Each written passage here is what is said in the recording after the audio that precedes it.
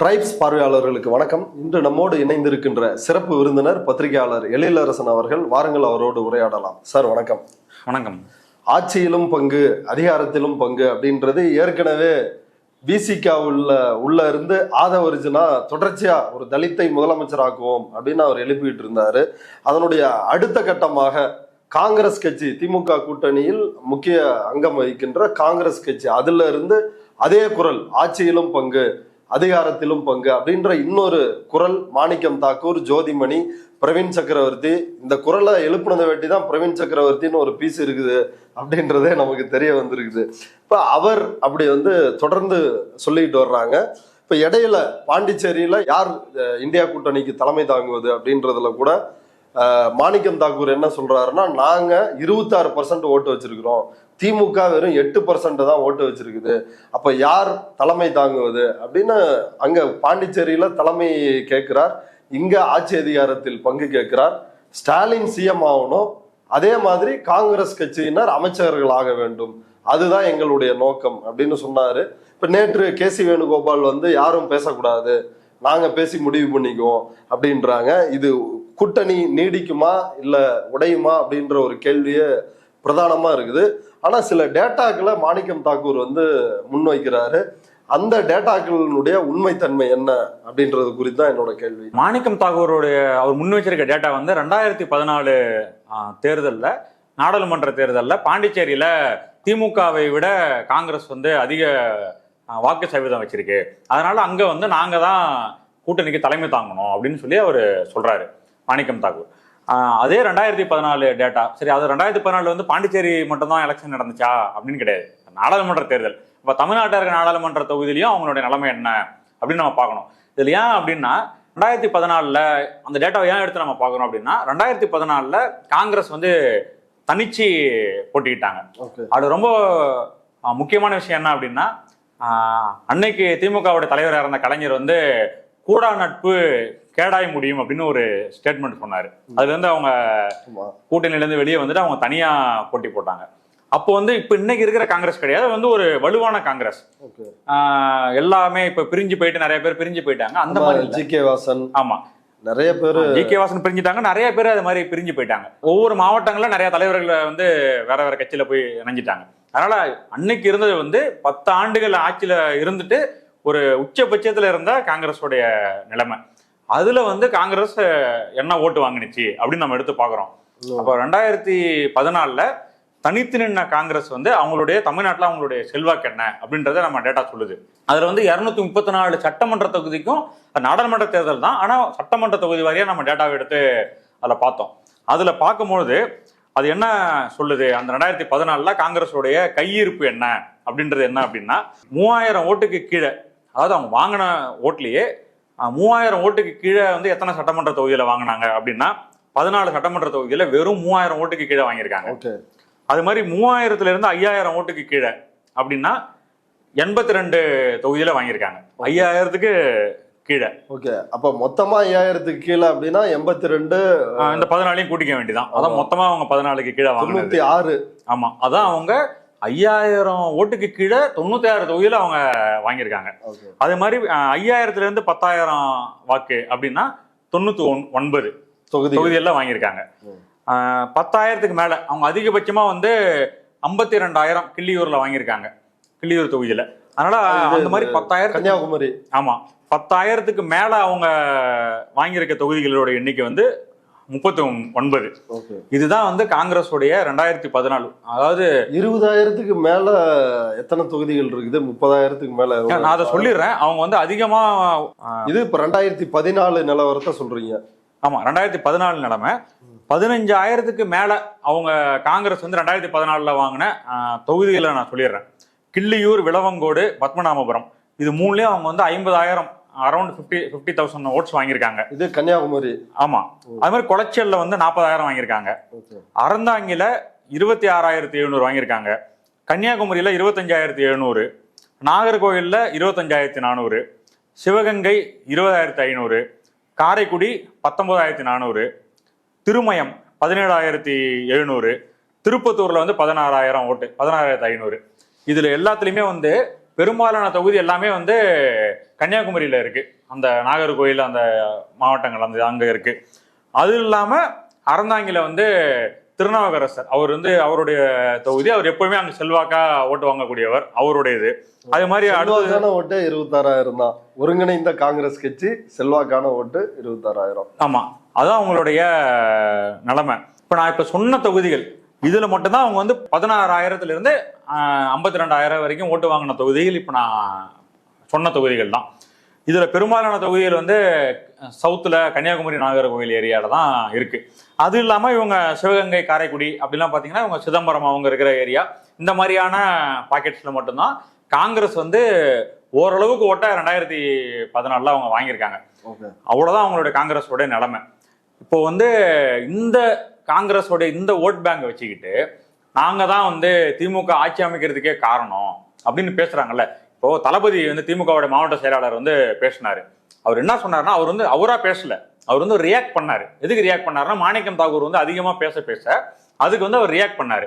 என்ன சொன்னாரு மேடையில் அப்படின்னா, தொகுதிக்கு 3000 ஓட்டு 4000 ஓட்டு தான் நீங்க வச்சிருக்கீங்க அப்படின்னு அவர் பேசினாரு. அது வந்து அவர் வந்து ஏதோ அபாண்டமா அவதூறு பேசுறாரு அப்படிலாம் கிடையாது. ஃபேக்டே அதான். அவ்வளவுதான். அவங்களுடைய கிட்டத்தட்ட 100 தொகுதியில வந்து அவங்க 5000 ஓட்டுக்குள்ளதான் வச்சிருக்காங்க. இதுதான் அவர் சொன்னாரு. அது 2014 நிலைமைப்படி. ஆமா, அது வந்து அதிகபட்சமான அவங்களுடைய ஸ்ட்ரென்த், அவ்வளவுதான். அது அவர் சொன்னதுக்கு தளபதி மேல நடவடிக்கை எடுக்கணும், அவர் மேல நீங்க இது பண்ணணும் அப்படின்னு சொல்லி அவர் மேல கோவப்படுறாங்க. ஆனா அவர் செஞ்சது வந்து ரியாக்ஷன் தான். ஆக்ஷன் வந்து அந்த தொகுதியில கூட்டத்தை போட்டு எம்பி பதவி எல்லாம் மயிறு மண்ணாங்கட்டு அப்படின்லாம் பேசுறாரு மாணிக்கம் தாக்கூர். ராஜினாமா பண்ணிருங்க, திமுக கூட்டணியில தானே ஜெயிச்சு வந்திருக்கிறீங்க, ராஜினாமா பண்ணுங்க. இல்ல இதுல என்ன விஷயம்னாங்க, அவங்களுடைய ஸ்ட்ரென்த் என்ன அப்படின்னு அவங்களுக்கு வந்து அதே 2014 டேட்டாவை எடுத்து பார்த்தா அவங்களுக்கே தெரியும். இதே மாணிக்கம் தாக்கூர் 2009 எவ்வளவு ஓட்டு வாங்குறாரு?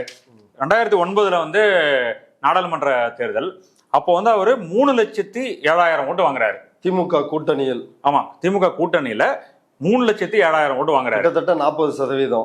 ஆமா, அதுக்கு அடுத்த தேர்தல் 2014 அவரு வாங்கின ஓட்டு வந்து வெறும் 38,500 கூட கிடையாது. அதாவது இந்த 38,500 ஓட்டு தான் காங்கிரஸ், அதாவது மாணிக்கம் தாக்கூருக்கு விழுந்த ஓட்டு. அதுக்கு முன்னாடி அவர் வாங்கின ஓட்டு 3 லட்சத்தை தாண்டிடுச்சு.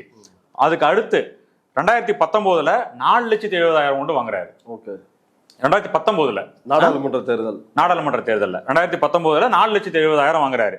2024 3,85,000 ஓட்டு, வெறும் 4,00,000 ஓட்டு கிட்டதான் அவர் வந்து விஜய பிரபாகரன் வந்து 3,80,800 ஓட்டு வாங்கிடுறாரு. அவர் வந்து ரொம்ப ஒரு க்ளோஸ் கண்டெஸ்ட், அதுலதான் அவர் வந்து ஜெயிச்சு வராரு. இதுதான் அவருடைய ஸ்ட்ரென்த். அப்ப திமுக கூட்டணி இல்லை அப்படின்னா அவர் அன்னைக்கு அதிகபட்சமா வாங்கின ஓட்டே வந்து 38,500 தான். அப்ப அந்த காங்கிரஸ்ல 1000 பிளவு, 1000 தேய்மானம் இதெல்லாம் போய் இப்ப அவர் எனக்கு தெரிஞ்ச அந்த விருதுநகர்ல தனித்து போட்டிட்டாருன்னா 20,000 இருந்து 25,000 ஓட்டு வாங்கினாலே பெரிய விஷயம் தான். அவ்வளவுதான் அவருடைய ஸ்ட்ரென்த். நான் சொல்றது நாடாளுமன்ற தொகுதிக்கே, சட்டமன்ற தொகுதிக்கே 25,000 ஓட்டு எல்லாம் வாங்கிடுவாங்க. நாடாளுமன்ற தொகுதிக்கே 25,000 ஓட்டு கூட வாங்குற அளவுக்கு இப்ப அவங்களுக்கு இது இல்லை. இதுதான் அவங்களோட நிலைமை. 2014 நாடாளுமன்ற தேர்தலை நீங்க அனலைஸ் பண்ணி காங்கிரஸ் உடைய நிலைமை என்னன்னு சொல்றீங்க. அந்த நம்பர்ஸ் தான் 21 திமுக கூட்டணியில் காங்கிரஸ் அங்கம் வகித்து திமுக ஆட்சி அமைப்பதற்கு முதல்வராக ஸ்டாலின் ஆவதற்கு காங்கிரசினுடைய வாக்குகள் தான் காரணமா? அது என்ன விவரம்? இல்லைங்க, அதாவது 2021 திமுக கூட்டணியில காங்கிரஸ் வந்து ஒரு பங்களிப்பு செஞ்சாங்க. ஆனா இவங்க என்ன கிளைம் பண்றாங்க அப்படின்னா, காங்கிரஸ் வந்து அலையன்ஸ்ல இருந்ததுனாலதான் 2021 திமுக ஆட்சியே அமைச்சது அப்படின்னு அவங்க சொல்ற கிளைம் வந்து டேட்டா படி தப்பு. அதே 2014 டேட்டால நான் ரொம்ப சிம்பிளான ஒரு கால்குலேஷன் சொல்றேங்க. 2014 காங்கிரஸோடைய வாக்கு அதிகபட்சமான காங்கிரஸோட ஸ்ட்ரென்த் உள்ள அந்த எலெக்ஷன்ல வந்து காங்கிரஸோடைய 234 தொகுதியோடைய டேட்டாவை நீங்க எடுத்துங்க.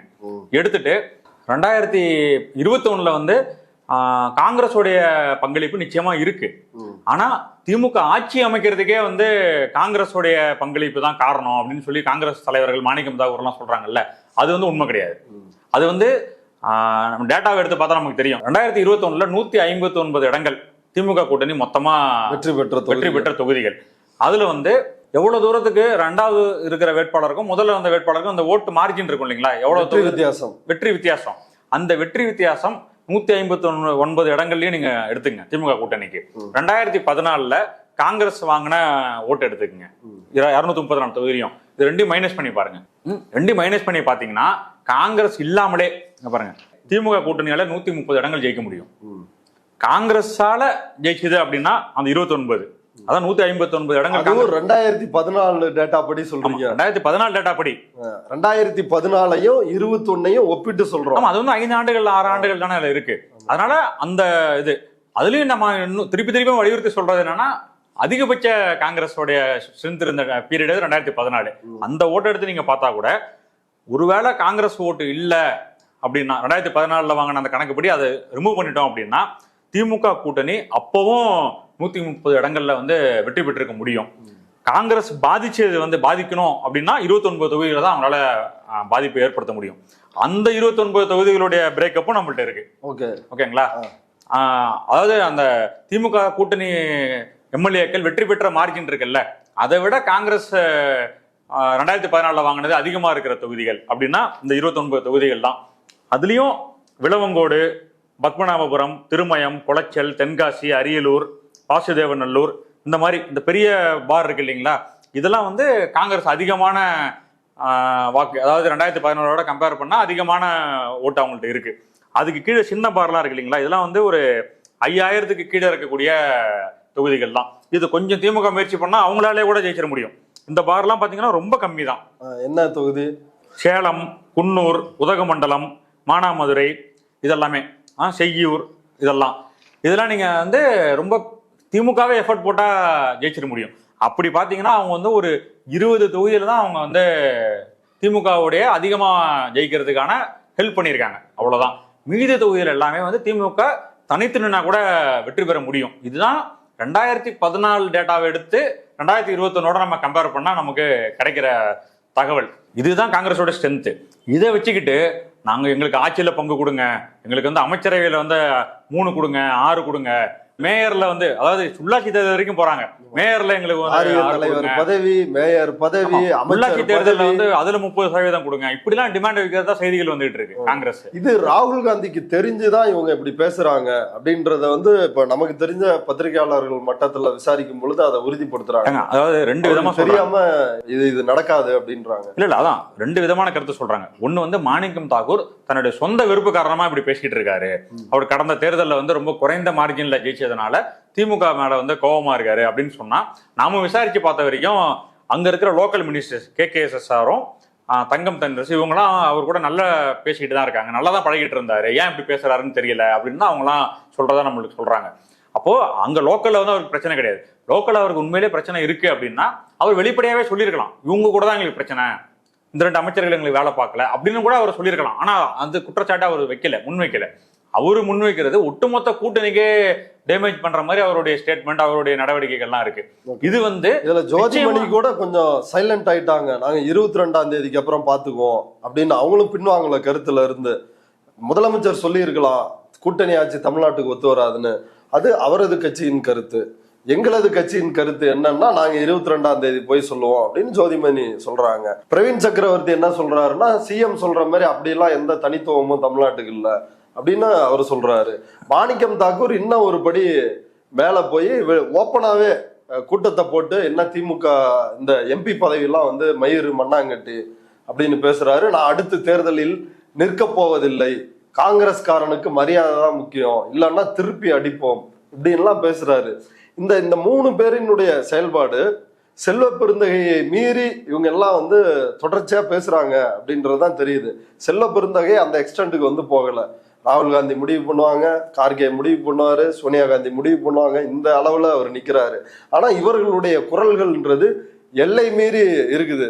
அதனாலதான் நான் முதல் கேள்வியிலேயே வந்து கேட்டேன், ஆதவர்ஜுனாவும் இந்த மாதிரிதான், திருமாவளவன் வந்து நாங்க பேசுவோம், இது எங்களுடைய பழைய முழக்கம், ஆட்சியிலும் பங்கு, அப்படி அந்த டோன்ல நின்னாரு. ஆனா இவர் வந்து எக்ஸ்ட்ரீமுக்கு வந்து போய் இல்ல அதுதான் நீங்க ஏற்கனவே சொன்ன மாதிரி ராகுல் காந்திக்கு தெரிஞ்சுதான் இவர் பேசுறாரா அப்படின்ற சந்தேகம் வந்து தமிழ்நாட்டுல எல்லாருக்கும் இருக்கு. ஏன்னா தொடர்ந்து அவர் வந்து 1 மாசத்துக்கு 2 மாசமா பேசிக்கிட்டு இருக்காரு. அப்ப ராகுல் காந்தி வந்து ஒரு MP இப்படி பேசிட்டு இருக்காரு. இந்தியா கூட்டணியில முக்கியமான பங்கு வகிக்கிற திமுக எந்த அளவுக்கு முக்கியமா பங்கு வகிக்கிறாங்க அப்படின்னா, இப்போ வந்து இந்தியா கூட்டணிக்கே MK ஸ்டாலின் தான் தலைமையே இருக்கணும், அப்பதான் பாஜக வீழ்த்த முடியும் அப்படின்னு குரல்கள் வந்து இந்தியா கூட்டணிக்குள்ளே இருந்தே காங்கிரஸ்ல இருந்து மணிசங்கர் ஐயர் பேசியிருக்காரு. இப்போ வந்து உத்தவ் தாக்கரே சிவசேனா மகாராஷ்டிரால இருந்து சொல்லியிருக்காரு, இந்தியா கூட்டணிக்கு மு.க. ஸ்டாலின் வந்து தலைமை வகிச்சாதான் பிஜேபி வந்து அகில இந்திய அளவில் டாக்கிள் பண்ண முடியும் அப்படின்னு அவர் பேசுறாரு. ஆமா, மணிசங்கர் ஐயர் தெளிவா சொல்றாரு. அன்னைக்கு காமராஜர் கட்சி காங்கிரஸ்க்கு பொறுப்புக்கு வந்தாரு, நேரு வந்து பிரதமர் ஆனார். அதே போல ராகுல் காந்தி பிரதமர் ஆகணும்னா மு.க. ஸ்டாலின் வந்து இந்திய கூட்டணியினுடைய தலைவரா நியமிக்கணும் அப்படின்னு சொல்றாங்க. இவங்கெல்லாம் வந்து இந்தியா கூட்டணிக்கே தலைமை பொறுப்புக்கு ஸ்டாலின் வரணும் அப்படின்னு சொல்லி இவங்க எல்லாம் பேசிட்டு இருக்காங்க. இந்த நேரத்துல தொடர்ந்து இது மாதிரியான ட்வீட், இது மாதிரியான நடவடிக்கைகள் இதெல்லாம் வந்து மாணிக்கம் தாக்கூர் செஞ்சிட்டு இருக்காரு இல்லைங்களா, குடைச்சல் கொடுக்குற மாதிரியான விஷயங்கள், இதெல்லாம் வந்து எல்லாருக்கும் சந்தேகத்தை ஏற்படுத்துது. ராகுல் காந்தி ஏன் இதை கண்டிக்கல? கூட்டணிக்குள்ளார பேச வேண்டிய விஷயங்கள்லாம் வந்து புதுவெளியில அவர் பேசிட்டு இருக்காரு. அதுல வந்து பிரவீன் சக்கரவர்த்தி நீங்க கேட்டது வந்து ரொம்ப முக்கியமானது. ஒரு யூனிக்னஸ் இருக்கா தமிழ்நாட்டுக்கு அப்படின்னு, என்ன யூனிக்னஸ் இருக்கு அப்படின்னு அவர் கேட்கிறாரு. என்ன தனித்துவம் இருக்கு அப்படின்னு பிரவீன் சக்கரவர்த்தி கேட்கிறாரு. பிரவீன் சக்கரவர்த்தி ஒண்ணு தெரிஞ்சுக்கணும், அதாவது 2 திராவிட கட்சிகளினுடைய வாசலில் போய் நிற்க வேண்டியது இருக்குது இல்ல தேசிய கட்சிகளுக்கு, அதுதானே தமிழ்நாட்டோட தனித்தன்மை. ஆமா, அந்த தனித்தன்மை வந்து 1967 திமுக வந்து தமிழ்நாட்டுக்கு ஆட்சிக்கு வருது இல்லைங்களா, அதுல இருந்து இன்னைய வரைக்கும் திராவிட கட்சிகள் மட்டும்தான் தமிழ்நாட்டை ஆண்டுகிட்டு இருக்காங்க. எந்த தேசிய கட்சிகளுக்கும் தமிழ்நாட்டு மக்கள் வந்து இடம் கொடுக்கல. இதுதான் தமிழ்நாட்டு மக்களுடைய நிலைப்பாடு. தமிழ்நாட்டு மக்களுடைய நிலைப்பாடு மீறி வந்து தேசிய கட்சிகளுக்கு நாங்க ஆட்சியில பங்கு கொடுக்குறோம் அப்படின்னா மக்களே ரிஜெக்ட் பண்ணிடுவாங்க. அது தெரிஞ்சுக்கிட்டதுனாலதான் மு.க. ஸ்டாலின் தெளிவா சொல்லிட்டாரு, தமிழ்நாட்டுக்கு அது ஒத்து வராது கூட்டணி ஆட்சின்றது அப்படின்னு அவர் சொல்லிட்டாரு. அவ்வளவுதான். அப்ப அதையும் மீறி இவங்க பேசிட்டு இருக்காங்க, தொடர்ந்து செஞ்சிட்டு இருக்காங்க அப்படின்னா, அதாவதுங்க இவ்வளவு தோல்விகள்ல இருந்தும் காங்கிரஸோ ராகுல் காந்தியோ எந்த ஒரு பாடத்தையும் கத்துக்கலையா? அவங்கள வந்து வலுவா இப்ப 2019 அவரை வந்து பப்புன்னு வந்து அவ்வளவு கேவலப்படுத்தினப்ப இவருதான் பிரதமர் வேட்பாளர் அப்படின்னு முதல்ல அறிவிச்சவர் நம்ம மு.க. ஸ்டாலின் தான் வந்து அறிவிக்கிறாரு. வேற யாருமே அதை கூட ஏத்துக்கலையே. அதாவதுங்க அவங்க வந்து இந்தியா ஃபுல்லா வந்து தேஞ்சிக்கிட்டு இருக்கிறதுக்கு காரணம் வந்து நம்ம வந்து பிஜேபி அப்படின்னு நம்ம எல்லாருமே நினைச்சிட்டு இருக்கோம். ஒரு வகையில பார்த்தா காங்கிரஸோடைய போதாமையே அதுல இருக்கும் போல இருக்கு. அவங்களுக்கு வந்து அந்த பழைய அந்த ஜமீன்தாரித்தனம் இருக்கு இல்லைங்களா, அது இன்னமும் அவங்களுக்கு இருந்துட்டு இருக்கிறது தான் இதுக்கான இந்த தேய்மானத்துக்கு காரணம். அதுதான் வந்து நம்ம ஒரு பேரறிஞர் அண்ணா சொன்னாரு, இந்த மாதிரி பேசிட்டு இருக்கிறாங்களே இவங்க எல்லாம். அதுக்கு அப்பவே அவர் சொல்லிட்டாரு, வெறுங்க கரண்டி வச்சிருக்கிறவன் எப்படி வேணாலும் ஆட்டலாம், என்ன கரண்டி வச்சிருக்கிறவன் பக்குவமா தான் அதை ஹேண்டில் பண்ண முடியும் அப்படின்னு சொல்லிட்டாரு. அதனால இவன் வந்து காங்கிரஸ் வந்து தமிழ்நாட்டுல வெறும் கரண்டி வச்சிருக்காங்க, அதனால சும்மா கண்ணா பண்ணா அவங்களால ஆடிட்டு இருக்க முடியும். அப்போ வந்து தமிழ்நாட்டுல வந்து காங்கிரஸ்ன்றது வெறுங்கரண்டி, சும்மா ஒரு அவங்க ஓட்டு சதவீதத்தை நம்ம பார்த்தாச்சு, இதுதான் அவங்க வச்சிருக்காங்க. ஆனா திமுக வந்து இதை பொறுப்பா ஹேண்டில் பண்ணிட்டு இருக்காங்க. ஏன்னா அவங்க கையில வந்து எண்ணெய் கரண்டி வச்சிருக்காங்க, அவங்களால இஷ்டத்துக்கு கையை ஆட்டிட்டு இருக்க முடியாது. அதனால அவங்க வந்து பொறுப்பா செஞ்சிட்டு இருக்காங்க. ஆனா காங்கிரஸுக்கு இப்ப என்ன அப்படின்னா, அவங்களுக்கு வந்து ஒரு பார்கெனிங் பவர் வந்துட்டு தான் அவங்க நினைக்கிறாங்க. ஏன்னா விஜய் வந்துட்டாரு, விஜயை காட்டி இல்ல விஜய் கிட்ட போறோம் அப்படின்னு அந்த மாதிரி கொஞ்சம் மிரட்டி இவங்களுடைய சீட்டை வந்து அதிகப்படுத்திக்கலாம் அப்படின்னு அவங்க நினைக்கிறாங்க. ஆனா இதுல ஒரு விஷயம் தெரிஞ்சுக்கணும், விஜய் வந்து எந்த இடத்துலயும் வந்து பிஜேபி அட்டாக் பண்ணி வெளியே பேசுறதே கிடையாது. அவர் என்ன சொல்லிட்டாரு, ஏன் வந்து பிஜேபி அவங்க எதிர்த்து பேச மாட்டாங்க அப்படின்னு ஒரு பிரச்சாரத்துல சொல்லிட்டாரு. என்ன சொன்னார் அப்படின்னா, தமிழ்நாட்டுல வந்து யாரு களத்துல இருக்காங்களோ அவங்கள மட்டும் தான் நாங்க எதிர்த்து பேசுவோம், யார் ஆட்சி இருக்குதோ அவங்களுக்கு எதிராக தான் பேசுவோம், களத்துல இல்லாதவங்களை பத்தி நாங்க பேச மாட்டோம் அப்படின்னு சொல்லி பிஜேபிக்கு அவர் வந்து ஒரு இது கொடுக்குறாரு, ஒரு விளக்கு கொடுக்குறாரு, நாங்க பிஜேபி பத்தி பேச மாட்டோம் அப்படின்னு. நீங்க அவங்க கூட போய் கூட்டணி சேர்ந்தீங்க அப்படின்னா, இல்ல தமிழ்நாடு காங்கிரஸ் கூட கிட்டத்தட்ட அப்படிதானே, அவங்களும் பிஜேபி பத்தி பேச. அதாவதுங்க இதுல ஒரு விஷயமா புரிஞ்சுக்கணும், தமிழ்நாட்டுல வந்து நாங்க ஆட்சியில பங்கெடுத்து தான் மக்களுக்கு நாங்க நல்லது செய்வோம் அப்படின்னு சொல்லி இவங்க காங்கிரஸ் கட்சிக்காரங்க சொல்லிட்டு இருக்காங்க. ஆட்சியில பங்கெடுத்து தான் நீங்க மக்கள்கிட்ட செல்வாக்கு வாங்கணும் அப்படின்னு கிடையாது. மக்கள் பிரச்சனையை நீங்க கையில் எடுத்து மக்களுக்காக போராடினாலே உங்களுக்கு அந்த செல்வாக்கு வந்துடும். நீங்க அவ்வளவு ஏங்க நம்ம வந்து இந்த வாக்கு சதவீதம் பாக்குறோம்ல, காங்கிரஸ் கட்சி ஏன் தேஞ்சிக்கிட்டே இருக்கு அப்படின்னா, அவங்க வந்து இந்த 10 ஆண்டுகள் பிஜேபி ஆட்சிக்கு வந்து 12 வருஷம் ஆகுது இல்ல, இவ்வளவு ஆண்டுகள்ல பிஜேபிக்கு எதிராக தமிழ்நாட்டுல காங்கிரஸ் கட்சி நடத்தின ஒரு பெரிய அப்படியே தமிழ்நாடே அதிர்ந்த போராட்டங்கள் அப்படின்னு ஒண்ணு சொல்லுங்க பாக்கணும். அதான் கே.எஸ். அழகிரி போய் ராகுல் காந்தி பதவி நீக்கம் பண்ணப்போ ஒரே ஆளா ரயில மறிச்சாங்க. அது வந்து ராகுல் காந்தியோட பதவி போனதுக்காக ஒரு 3 பேரோ அந்த போட்டோ கூட நம்ம இணையத்துல வந்துச்சு. அதுதான் அவங்களுடைய இது. மற்றபடி மக்கள் பிரச்சனைக்காக தமிழ்நாடே வந்து ஸ்தம்பிக்குது அப்படி ஒரு போராட்டங்கள் நடத்துறோம், இல்லைன்னா வெளிப்படையா வந்து மக்களை அணி திரட்டி நாங்க போராடுறோம் அப்படின்னு எதுவுமே அவங்க செஞ்சதே கிடையாது. சும்மா அவங்க வந்து விஜய் வந்துட்டதுனால அதனால நமக்கு ஒரு இது கிடைச்சிரும், ஒரு எட்ஜ் கிடைச்சிரும். ராகுல் காந்தி என்னங்க பீகார் எலெக்ஷன்ல போய் அப்பதான் வந்து ஓட்சோரி அது இதுன்னு பேசுறாரு, ஒரு கன்சிஸ்டன்சியா வந்து மக்கள்கிட்ட அவர் வந்து பேசுறது இல்லையா. அவங்க வந்து காங்கிரஸ் கட்சிக்காரங்க என்ன நினைக்கிறாங்கன்னா, பாராளுமன்ற வளாகத்துக்குள்ளார நம்ம போராடினா போதும், அதுல ஒரு பேனர் பிடிச்சிக்கிறது, அங்கேயே சுத்தி வர்றது, அவ்வளவுதான். தமிழ்நாட்டுல மக்கள் பிரச்சனையா மக்கள்கிட்ட எடுத்து போய் பேசுனீங்கன்னா அதை நீங்க எடுத்து செஞ்சீங்கன்னா உங்களுக்கு மக்கள் செல்வாக்கு வரப்போகுது, மக்களுக்கு நல்லது. பீகார் தேர்தலையும் இதான நடந்துச்சு. அவரை வந்து தேஜஸ்வி யாதவ ஒரு முதல்வர் வேட்பாளரா அவங்க அங்கீகரிக்கிறதுல ரொம்ப தாமதம் பண்ணாங்க. சீட்டு ஃபைனலைஸ் ஆகுறதுல அதுல என்ன பெரிய இதுனாங்க, இவங்க வந்து 70 நாளைக்கு முன்னாடியே தமிழ்நாட்டுல கூட்டணி பேச்சுவார்த்தை நடத்துறதுக்கு குழு அமைச்சிட்டாங்க. தமிழ்நாட்டுல அதுக்கு என்ன காரணம் சொன்னாங்க தெரியுங்களா? பீகார்ல வந்து தாமதம் ஆயிடுச்சு, அதான் தோல்விக்கு காரணம். அதனால நாங்க 70 நாளைக்கு முன்னாடி நாங்க வந்து பேச்சுவார்த்தைக்கு குழு அமைச்சிட்டோம் அப்படின்னு சொல்லி அவங்க காங்கிரஸ் கட்சி பல இடங்கள்ல குழப்படி பீகார்ல. இல்ல இதுல என்ன விஷயம்னா, இந்த 70 நாளைக்கு முன்னாடி பேச்சுவார்த்தைக்கு குழு அமைக்கிறாங்கல்ல, அதுதான் கடைசியா செய்ய வேண்டிய வேலை. மற்றபடி ஃபீல்டு ஒர்க் பண்ணணும், பூத் ஏஜென்ட் போடணும், பூத் கமிட்டி அமைக்கணும், இதெல்லாம் மக்கள் போராட்டத்தை முன்னெடுக்கணும், இதெல்லாம் முன்னாடி செய்யற வேலை. அதெல்லாம் செய்யல.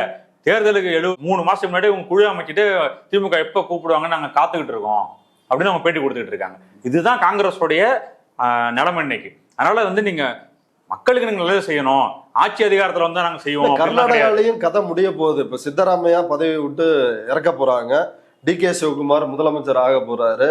அவரு தெரியும்ல, சட்டமன்றத்திலே வந்து சதா வச்சலே மாத்ருபூமின்னு பாட்டு பாடினாரு. என்ன பதவி கொடுக்கலன்னா நான் RSS BJPக்கு போயிருவேன் அப்படின்னு வெளிப்படையா மிரட்டி ஒரு பதவியை வந்து வாங்குறாங்க. காங்கிரஸ் அதையே அங்கீகரிக்குது. அதனாலதான் எல்லா தலைவர்கள் என்ன சொல்றாங்க அப்படின்னா, காங்கிரஸை வச்சு பாரதிய ஜனதாவை வீழ்த்த முடியாது, இதுக்கு வந்து தமிழ்நாட்டில் திமுக ஸ்டாலினை வச்சுதான் வந்து பாஜகவை வீழ்த்த முடியும் அப்படின்னு சொல்லி இந்தியா கூட்டணிக்குள்ளாரையே வந்து இந்த மாதிரியான குரல்கள் வர்றதுக்கு காரணம் வந்து காங்கிரஸ் இந்த மாதிரி நிறைய இடங்கள்ல கோட்டை விட்டுட்டு இருக்காங்க. தமிழ்நாட்டில் அவங்களுக்கான இடம், அவங்களுக்கான பெயர், அவங்களுக்கான அங்கீகாரம் ஏதாவது கொஞ்சம் இருக்கு அப்படின்னா அதுக்கு காரணம் வந்து இங்க இருக்கிற இந்தியா கூட்டணி, இல்லைன்னா மதச்சார்பற்ற முற்போக்கு கூட்டணியுடைய திமுக, அதோடைய தலைவர் வந்து ஸ்டாலின் தான் இதுக்கு காரணம். இதையும் அவங்க வந்து உடைச்சி தமிழ்நாட்டில் வந்து பாரதிய ஜனதா வர்றதுக்கு இல்லை அவங்களுடைய கணக்கை இங்க தொடங்கி அவங்க வர்றதுக்கான வேலையை தான் இந்த மாதிரியான பாண்டிச்சேரியை பத்தி சொல்றாரு. நாராயணசாமி போட்டியிடலங்க போன எலெக்ஷன்ல. ஒரு முதலமைச்சரா இருந்தவரு தேர்தலை சந்திக்கலன்னா அந்த கட்சி எப்படி உருப்படும்? அதுதான் இவங்க வந்து ஒரு இது எடுத்து காட்டுறாங்க. 2014 பாண்டிச்சேரி எடுத்து காட்டுறாங்கல்ல, 2021 வந்து எவ்வளவு சீட்டு ஜெயிச்சாங்க காங்கிரஸ்? பாண்டிச்சேரி காங்கிரஸ்ல இருந்தவரு ஓடி போயிட்டாரு பாஜகவுக்கு. எல்லாரும் அங்க இருக்கிற இன்னைக்கு பிஜேபி அங்க பாண்டிச்சேரியில இருக்குல்ல, அது எல்லாமே காங்கிரஸ் கொடுத்த தலைவர்கள் தான். அவங்க டொனேட் பண்ண தலைவர்கள் தான் அங்க பிஜேபி அங்க வடிவமைச்சிட்டு இருக்கிறாங்க. இதுதான் காங்கிரஸ் நிலைமை.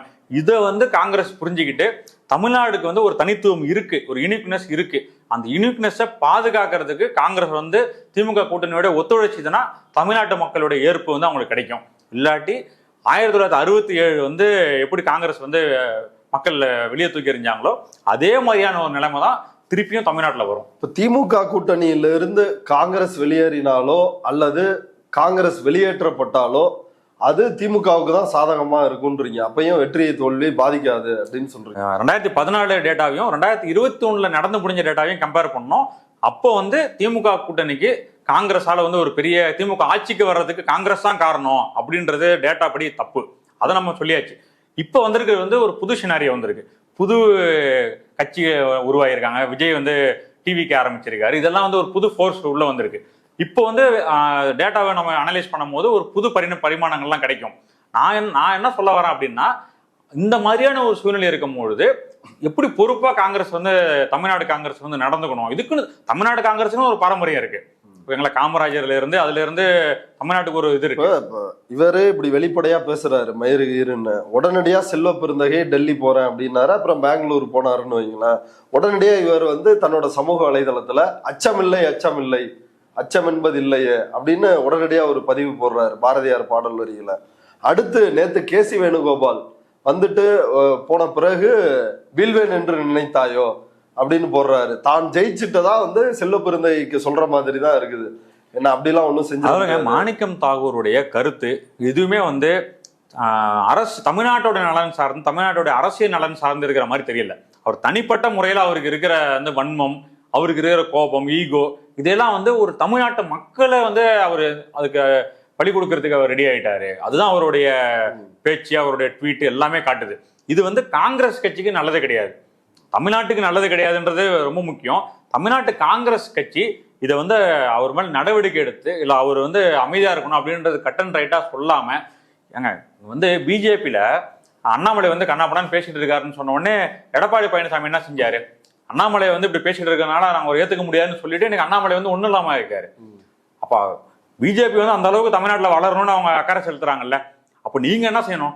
ஸ்டாலின் வந்து அவ்வளவு பெரிய லீடரா உருவாக்கிட்டு இருக்காரு தமிழ்நாட்டுல, இந்திய அளவுல எல்லாம் வந்துட்டு இருக்காரு, திமுக கூட்டணி இருக்கு அப்படின்னும் போது அதுக்கு குடைச்சல் கொடுக்குற மாதிரி இருக்காருன்னா நீங்க என்ன செய்யணும்? 10 சீட்டு தமிழ்நாடு கொடுத்தது தானே அவங்களுக்கு 10 MP. ஆமாங்க, என்ன இருக்கு அவங்கள்ட்ட? அதாவது அவங்களுக்கு தேவையான எலெக்ஷன், நாடாளுமன்ற தேர்தல், காங்கிரஸுக்கு தேவையான எலெக்ஷன் வரும்போது ஸ்டாலின் வந்து 9 இடங்கள் தமிழ்நாட்டுல கொடுத்தாரு, எல்லாத்துலயும் ஜெயிச்சுட்டாங்க. அப்போ வந்து இந்த தேர்தல் வந்து திமுகவுக்கு வேண்டிய தேர்தல், அவங்களுக்கு ஸ்டேக் உள்ள தேர்தல். அப்படின்னா அவங்களுக்கு நீங்க வந்து ஹெல்ப் பண்ணாதானே அடுத்த தேர்தல் உங்களுக்கு அவங்க ஹெல்ப் பண்ணுவாங்க. இந்த நேரத்துல வந்து நீங்க வீரப்ப காட்டிட்டு இருந்தீங்கன்னா அடுத்த நாடாளுமன்ற தேர்தலில் திமுக திருப்பி செய்ய மாட்டாங்களா? முறவாசல் செய்ய மாட்டாங்களா? அதெல்லாம் வந்து காங்கிரஸ் புரிஞ்சுக்கிட்டு அவங்க நடந்தாதான். இதெல்லாம் வந்து முதல்ல ஒரு விஷயம், தேர்தல் வந்து மனமும் வந்து அடிமட்ட இதுல வேலை செய்யணும். இந்த மாதிரி நீங்க குழப்படி வேலை செஞ்சுட்டு இருந்தீங்கன்னா தொண்டர்கள், திமுக தொண்டர்கள், கூட்டணி தொண்டர்கள் எல்லாமே வந்து ரொம்ப இதாயிடுவாங்க. இதுதான் வந்து எனக்கு தெரிஞ்சு பாரதிய ஜனதா விரும்புற விஷயம். ஓகே, அதை தான் மாணிக்கம் தாகூர், அமித்ஷா என்ன விரும்புறாரோ அதை தான் மாணிக்கம் தாகூர் செய்யறாரே தவிர அவரும் எனக்கு ஒன்றும் காங்கிரஸ் கட்சியோட உரிமைக்காக போராடுற மாதிரி தெரியல. அமித்ஷாவுடைய விருப்பத்துக்காக அவர் போராடிட்டு இருக்க மாதிரி தான் அவருடைய செயல்பாடுகள்லாம் தெரியுது. இது சொன்னா வந்து நாங்க அப்படியா, எங்களை உடனே வந்து இப்படி ஏதாவது நாங்க கேட்டுட்டா எங்களை உடனே அப்படி நீங்க சொல்லிடுவீங்க அப்படின்றாரு. உண்மை வந்து நீங்க பேசுறது வந்து களத்துல என்னவா ரிஃப்ளெக்ட் ஆகும் அப்படின்னு பிரவீன் சக்கரவர்த்தி அதான சொல்றாரு.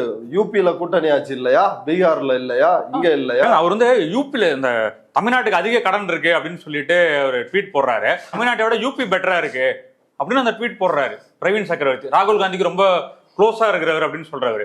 தமிழ்நாட்டுக்கு வந்து 2-3 மாசத்துல தேர்தல் வரப்போகுது. இந்த நேரத்துல வந்து தமிழ்நாட்டை விட யூபியோட கடன் வந்து பெட்டரா இருக்கு அப்படின்னு ஒரு ட்வீட் போடுறாரு. இது வந்து எப்படி நம்ம எடுத்துக்க முடியும்? இது வந்து கேட்டா நாங்க வந்து ரொம்ப க்ளோஸா இருக்காரு ராகுல் காந்திக்கு அப்படின்னு சொல்றாங்க. அதனால வந்து எல்லாருக்கும் பொறுப்பு இருக்கு.